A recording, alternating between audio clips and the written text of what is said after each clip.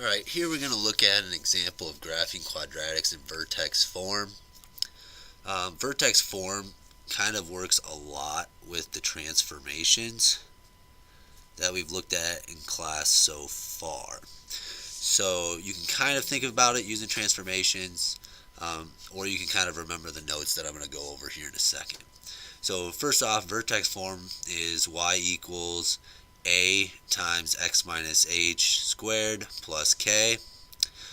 Remember that in transformations, h is going to move us the opposite of what's on the inside, k will move us up and down, and then a is kind of our stretch or compress. So to find the vertex in vertex form, all you have to do is whatever the h is, the x coordinate of your vertex is going to be the opposite of the h, and then whatever the k is, the y coordinate of the vertex is going to be the same value of what that k is.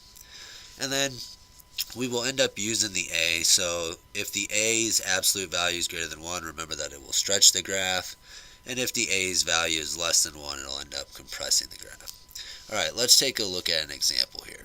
So suppose I have the following function. Let's say I have the following quadratic, and it's y equals 3 times x plus 1 squared minus 2. To find the vertex, all I have to do is take the opposite of my h. Well, my h right now is positive 1, so it's going to be negative 1. And that's my x coordinate, and then I take the same as the k. So negative 2 will be the y coordinate.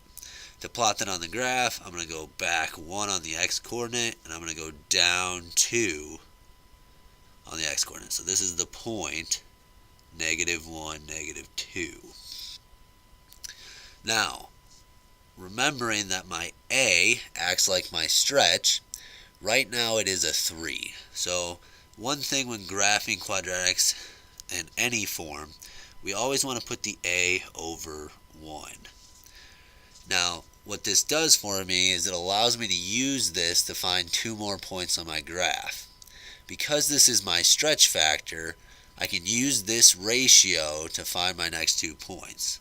This will be the rise over the run. So for instance, if I start at my vertex and I go over 1, the stretch factor is going to pull me up 3. So my next point is going to be at 0, 1. However, if I go back 1, it's still going to stretch me up 3. So in that case, I'd be over here, which is going to be the point negative 2, 1. Now, that gives us 3 points, and with 3 points we can graph a quadratic. However, some teachers want you to have 5 points. So if it's the case where you need to have 5 points to be able to graph the quadratic function, what you have to do then is plug in an x value that you haven't used. So notice that we have no points on this line where x is equal to 1. So I can plug 1 into the function to find the 4th point. So I can take y equals 3 times 1 plus 1 squared minus 2. Well, 1 plus 1 is really just going to give me 2. And then 2 squared is really just 4. If I take 3 times 4, I'll get 12. Minus 2, I'll end up with y equals 10.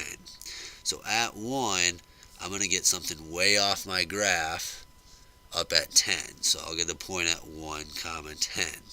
Now what's nice about parabolas in quadratic functions is that they're always symmetrical over the axis of symmetry. So my other point at negative 3 must also be up 10. So if you do need those extra 5 points, you can draw those in up above. Okay, just plug in a value that you have not used into your equation.